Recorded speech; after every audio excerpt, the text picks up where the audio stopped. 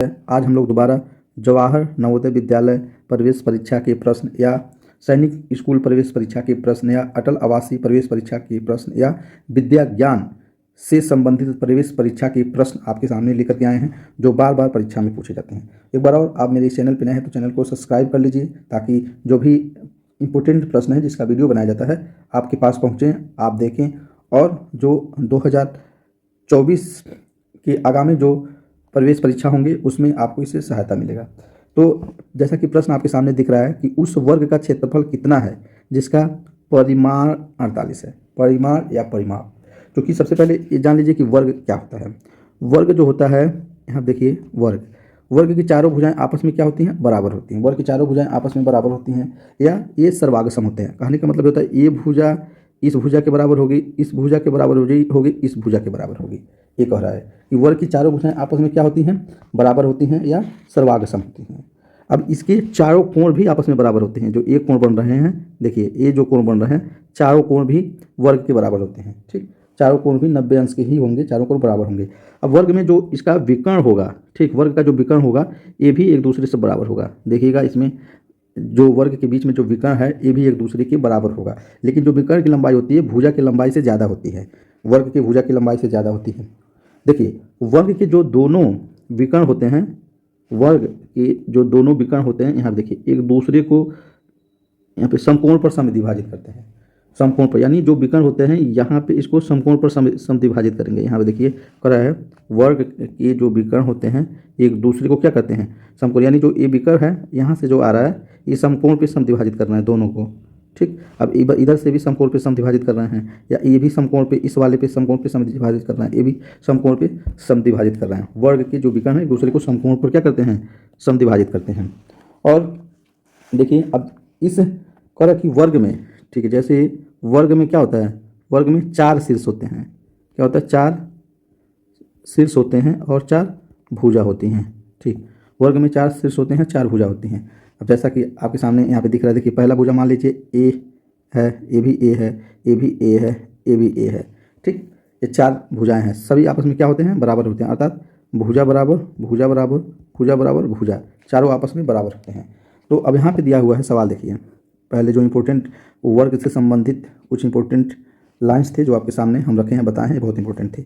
उस वर्ग का क्षेत्रफल कितना होगा जिसका परिमाण 48 है? जिसका क्या है? परिमाण 48 है। देखिए, क्योंकि अब ये कह रहा है उस वर्ग का परिमाण, ठीक, ये तो आयत बन गया। वर्ग की चारों भुजाएं आपस में बराबर होती है ना, तो ऐसे बनाइए, चारों भुजाएं आपस में बराबर। अब परिमाप क्या होता है? परिमाण वही होता है चारों भुजाओं, जैसे चारों भुजाओं के योगफल को परिमाण या परिमाप कहते हैं। अब यहाँ लिखिए, जैसे वर्ग का परिमाप, परिमाप बड़ा होता है भुजा प्लस भुजा प्लस भुजा प्लस भुजा। ठीक, 4 भुजा है तो बराबर। अभी मान लीजिए अब भुजा को कॉमन करेंगे, ठीक, तो प्लस कितना हो जाएगा? 1 प्लस 1 प्लस 1 प्लस 1, अर्थात 4 गुणे भुजा होता है। ठीक, अब भुजा को हम कुछ भी मान सकते हैं। अब भुजा बराबर, यहाँ देखिए, भुजा बराबर एक्स या ए या पी या क्यू, कुछ भी मान सकते हैं, आपके मानने के ऊपर है। कुछ भी मान करके सवाल सॉल्व कर सकते हैं, क्योंकि हम कुछ मान नहीं रहे हैं। ठीक, इसमें डायरेक्ट इसको सॉल्व करना। देखिए, तो ये कह रहा है कि वर्ग का परिमाण कितना होता है? 4 गुणे भुजा। तो अब देखिए सवाल में परिमाण कितना दिया है? 48। यहाँ देखिए 48 बराबर कितना हो जाएगा? 4 गुणे भुजा। तो वर्ग की भुजा निकालने के लिए क्या करेंगे? तो भुजा बराबर 48/4। तो देखिए इस 4 एक कम 4 और 4 दूनी 8, तो 12 आ गया। कितना हो गया? 12 मीटर। यहाँ पे देखिए 12 मीटर आ गया भुजा। 12 मीटर क्या हो गया? भुजा। अब यहाँ पे 12 मीटर इसका भुजा आ गया। अब देखिए, अब भुजा आ गया, अब क्या पूछ रहा है? वर्ग का क्षेत्रफल। तो चूँकि वर्ग के क्षेत्रफल का सूत्र है, होता है वर्ग का क्षेत्रफल, क्षेत्रफल बराबर भुजा वर्ग। भुजा वर्ग यानी भुजा गुणे भुजा, भुजा गुणे भुजा।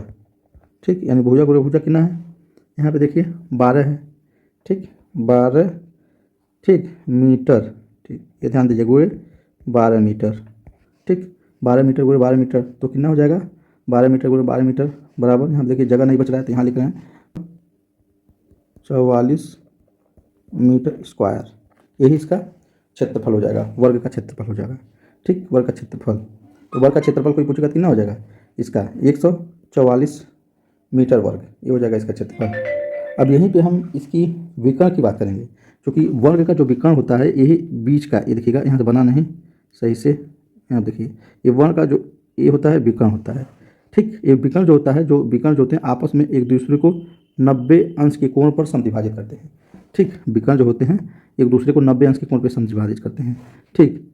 ये देखिए ए 90 अंश के कोण पे दोनों को समद्विभाजित करेगा, चारों तरफ से जो ए भी यहाँ पे 90 अंश के कोण पे समद्विभाजित करेंगे, ठीक। वर्ण के विकर्ण। अब वर्ग के जो विकर्ण होते हैं, वर्ग के ये जो विकर्ण होते हैं इनकी लंबाई क्या होता है, वर्ग के विकर्ण की लंबाई, यहाँ देखिए इसे मिटा दे रहे हैं, वर्ग के विकर्ण की लंबाई, वर्ग के विकर्ण की लंबाई बराबर होता है भुजा कर्ण में 2 की विकर्ण की लंबाई बराबर होता है भुजा गुणे कर्ण में 2।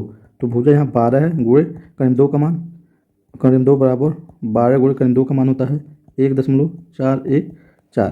तो हम ऐसे गुणा करके टोटल मान प्राप्त कर सकते हैं विकर्ण की लंबाई का। जैसे देखिए 12 चौकों 48 को 8 हाथ में आएगा 4, 12 कम 12, 12 4 16 को 12 4 12 4 16 को 6 हासिल 1, 12 चौकों 48, 48 1 49 को 9 हाथ में आएगा 4, 12 कम 12, 12 4 16, दशमलव कितने अंक के बाद है 3 अंक के बाद, तो 16.968 विकर्ण की लंबाई आ जाएगा, 16.968 विकर्ण की लंबाई आ जाएगा।